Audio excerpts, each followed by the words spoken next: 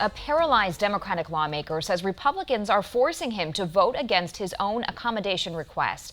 This week, Republicans said they would change a set of rules to allow Representative Jimmy Anderson to call into committee hearings.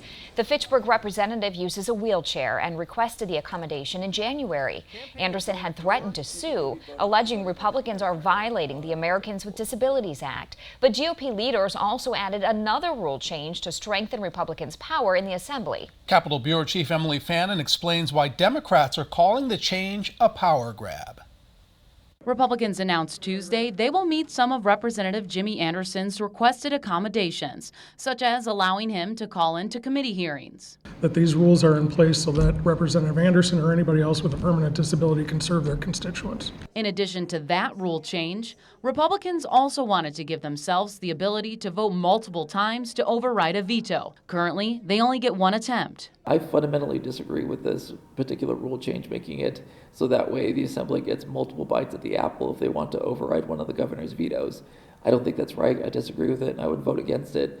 Every session we look at the rules, how they're operating, and see if we want to make any changes. So this is pretty typical stuff. When lawmakers create new rules for session, they're all packaged together, and there's one vote on them. Representative Anderson, who opposes the veto vote changes, says Republicans are forcing him to vote against his best interest. We are on the cusp of, providing this accommodation, and what does he do? A political stunt that's going to force me to vote against my own disability accommodation?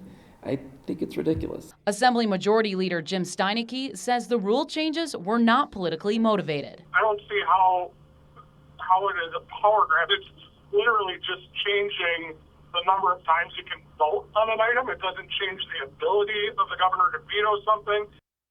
Anderson said he plans to send a letter to Steineke to consider separating the rule changes so his accommodations can be voted on separately.